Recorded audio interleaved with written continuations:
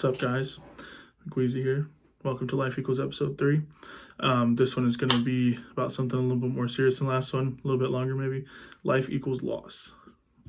Cue the intro.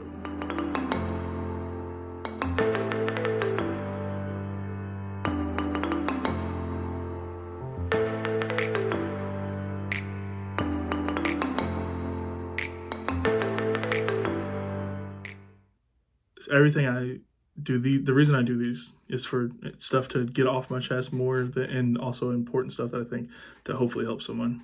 So it was I had a very difficult childhood. So I grew up in a big family. A lot of them did a lot of bad things. And honestly, I kind of learned what loss was at a young age. So when I was 4, I lost my great grandma, which is kind of normal, you would think. I don't remember it much, I just remember her being gone and the funeral. And then, so I didn't really get it then. But at 6, my grandfather on my dad's side died. And I remember that one vividly. I remember him vividly. The little bit that I do remember about him, it was pretty vivid. And I felt like it was the first time loss hit for me. I still get sad about it, even though, I didn't know him that long, obviously, but I was like, honestly, he kind of babied me in a good way. And it's a lot different than what he did for my dad. So we live as humans, and one of the things about life is that we're all going to die. I mean that in the most, the best way possible, because I don't think anyone should live forever in the first place, but sometimes people die too early, So then I go a pretty good while without anything happening crazy, until death-wise, loss-wise, until I lost my cousin. She was 26 years old, and she had cystic fibrosis, and it was, if you don't know what that is, it eats away your lungs and organs, and it's a disease that you're born with. And she passed. It was really sad. I was in the hospital, and I that one hit the whole family really hard. It was hard to cope, because you go from seeing this person alive and well and being happy with them, hanging out and making jokes, and then to never seeing them again. And that's just it's a whole concept. It's just so hard to understand. For a while, it felt like she was still there, it would only be, because she lived in Georgia, it would only be so real whenever we'd go up there. And again, I know she was gone the whole time, but it just didn't feel real, and it would hurt more when we went up there. She was a very sweet person. She found God, later in her life, luckily for her, because she liked it a lot, and it helped her pass on. That, like I said, teach their own. Then, we go on to it just gets, it just starts snowballing almost. A few years later, he was my great uncle. He's my mom's uncle, my great uncle, and he was like her dad, because her dad wasn't very present in her life for good reason. Not for a good reason, but said that wrong. Her dad wasn't very present in life. Let's just say that. And he was her dad, basically. He was her father. He was her father figure, and I remember him always being there for me. He was always older, obviously, great uncle, but he was always there for us. He made us laugh. He had these crazy stories, and he got up there in age, he was in his, I believe he was in his late 70s when he passed. But even then, when it's coming, it's still sad, because that was someone, again, you feel it, they're still there sometimes, but they're not. You're never going to be able to see them again. Even if you feel them there spiritually, which I hope he is there spiritually, I'm never going to see him again. I'm never going to hug him again. And that makes it hard. My wife now, unfortunately, never got to really meet him, because, we're dealing with life, and he passed away before she got to meet him, which I still regret. He was awesome. He just knew how to make everybody laugh. Even when he got older and more a little bit senile, he kept everybody happy. Then, like I said, it just snowballed, because then the hardest loss I've ever had to this day happened, and my brother passed. So the whole thing is, like I said earlier, I had a rough childhood because we had a lot of bad family members, to be honest. And my brother was addicted to pain pills and other kind of pills and drugs, and he let it take him. He would go through spurts where he'd stop and want to be all, normal again, and then he'd let he never could fight the battle fully. But I don't want to, just talk about that. I want to talk about the good things too. So we're going to start from kind of the beginning. So when I remember him, when I was really young, he used to always do these things he called like toughening me up, by like basically bullying me. But the older brothers do that. And him and my other older brother Ryan, they would bully me. And even then, like, if Ryan went too far, he would always step in and be like, "No, you can't do that." And then it would just be, I didn't like it obviously at the time. I get it now. I mean, I didn't do the same type of stuff, but I didn't do the same stuff. I did similar type stuff to my nephew because I'm the youngest of the family, but my nephew is pretty close in age. Even then, I still look at it fondly even not because he's lost, but because I remember those times. Like, if looking back now, it's funny things. Then I hope he realized, but I don't think he ever did, is when he was in high school and I was younger, because he's 6 years older than me, I looked up to him like he was God. I mean, like, he was like the coolest person ever. Like, he got beautiful women, and this is all true. He was the best baseball player I knew. He got beautiful women. He was cool, always had all these friends, and it was just like he was basically my hero. And he was really nice to me whenever he got older and I got older. It went from bullying me to like protecting me. Like, he just wouldn't let anyone do anything to me if it wasn't him. And I hope you knew how much I respected and looked up to him. But he just loved to make people laugh. It was a big thing, which I do too, but he was crazy. Like, he used to use voices and all kind of stuff and just make everyone feel better, no matter who you were. And all of that it culminated to him being my hero. And then after high school, unfortunately, he couldn't play baseball anymore. He had college offers, but his shoulder was too messed up, and he didn't want to do whatever surgery it was because it was like a 50% chance of helping. And that's whenever it went downhill.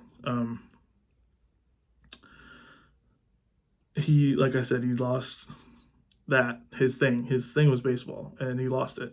And there's no excuse for what he did with the, drugs, but it made him start, I believe. And then he snowballed for so long. Like I said, he'd go through spurts where he'd stop for a little bit and then he just would start again, and it hurts. And every time we're like, we're gonna lose him. And even though we knew you can't be prepared for it. In those times, even whenever he was, still messed up on drugs, unfortunately, he was so caring. He always made people laugh. He always wanted to know how you're doing. He would call you to just check up. And one of the things that I loved, that I remember fondly, is that after every single Gators football game, we called and talked for like hours and talked about every play, basically. And that's why I decided to get this tattoo. Has his birth and death dates, and the Gators I also graduated from UF, so that helped a little bit. And just little things like that made you realize how awesome of a person he was. And it's what makes me so upset about the hold that drugs have on people, because people like that, people who should be here and should be doing things for people like they did and being a caring person and everything, just don't anymore because of what they did. He never could finish the fight with it, so it finished him, unfortunately. And it just, it just feels so different without him here. We don't have that I still have my other older brother who's very protective as well, but we don't have the oldest brother who was protective, and he doesn't, we don't hear his laugh anymore. And I can't, it's hard to remember his laugh sometimes. And it's hard to remember what he sounded like. It hurts, One day you wake up and you just should realize it's never gonna come back to that way. So like, why do you keep hurting yourself by thinking about it? But I can't. I mean, I still dream about him, like usually once a week, and I have so many dreams where he comes back to life, and it's just the weirdest thing. And everybody's like all happy and acting great, and then I wake up and realize it's not real, and I get hurt all over again. And this time of year is always really hard, because he should be here celebrating his 34th birthday. We shouldn't have to celebrate it without him and celebrate him instead of his actual birthday with him. We go, every year it depends on what we do. Sometimes I am kind of the loner type when it comes to dealing with grief. Me and my wife usually like to be alone. But I had this new tradition I started where we eat his favorite snacks, which are disgusting. He used to like nacho cheese Doritos with the slice that you make with grilled cheese, the Kraft slices on top, melted in the microwave. And it's just the grossest thing ever. He used to be obsessed with cheese in general. He used to like sour Skittles, which I like. And then he was obsessed with sunflower seeds and pumpkin seeds and just snacks, Little Debbie cakes. Worst health food ever. Wasn't fat. It just was so weird. He just could eat whatever he wanted, never gained weight. And then, and this was ever since we were kids, he ate like this. And so me and my wife decided to start a tradition where we do that. We eat his snacks and we watch a movie that we think he'd like or know he'd liked. And depending on, the year. And then we started the tradition where we write a letter to him. And, you don't show anyone. It's just for you to talk to him. But I think it's important that I say out loud what I said in the past 2 letters, because to be honest, I don't know if this is normal to feel, but I still am mad at him. Like, I know I shouldn't be, but I can't get over the fact that he chose the drugs over us, and I'm never going to meet him. I mean, I'm never going to see him again, and my kids are never going to meet him, and his nieces and nephews are going to have to keep growing up without him. And he did that, and so I'm still mad at him.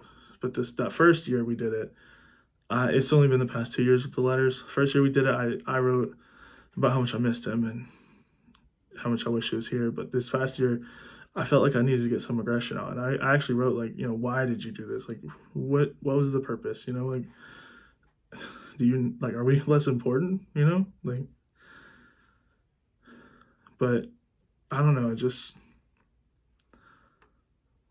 I don't know if that's how it goes in his head, went in his head, if it was that we were less important, or they're just so powerful that there's nothing he could have done. But I just wish I could talk to him one more time, and honestly, maybe I wouldn't say anything mad, because yes, I'm mad at him, but I miss him so much. I don't think I'd be able to even talk if I saw him again.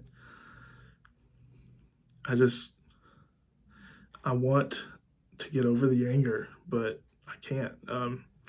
I just feel so angry, that he did this and he ruined his own life and messed everyone else's up because we can't get over it. Our family's never been the same and never will be, obviously. And I just want to know that I'll eventually be okay with it, because right now it's been 4 years and I'm still angry.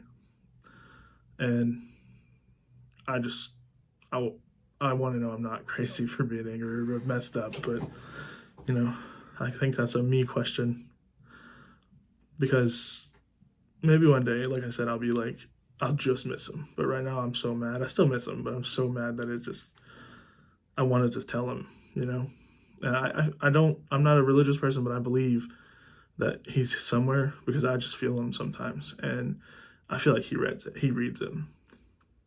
That's why I like to do them. And this year, me and my mom did one. As well. There's got to be a point, I think, where I'm just, because I feel like I'm okay most times, but I know, like, in the back of my head, like, I'm not, because I don't have that support from him that I need.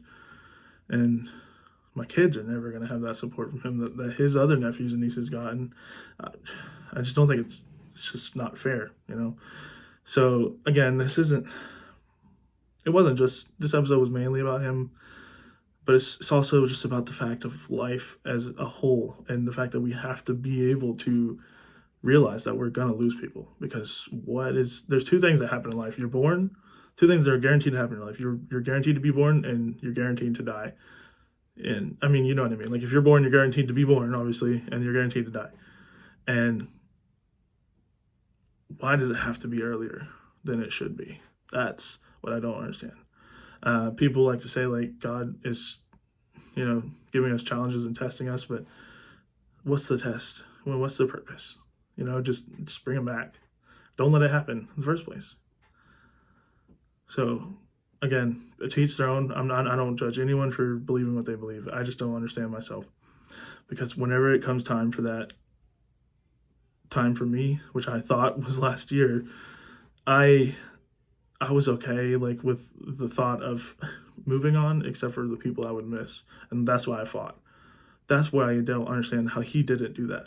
He didn't fight the drugs. He let him go, let himself go, and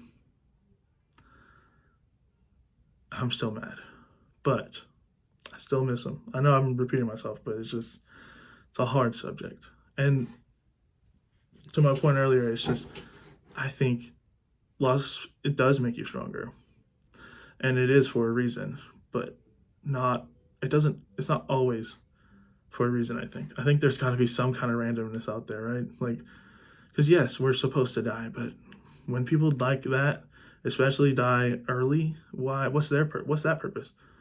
Why take them from their loved ones and the world? Because who knows what he could have done if he would have stopped what he was doing and woken up.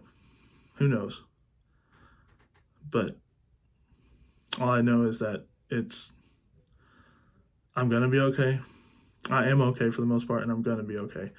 And part of that is for him, because what's the purpose of me just not being me anymore? I'd rather be me and miss him like I should. Sorry, guys, this is a pretty serious episode for me. Thanks for listening. Please come back next week.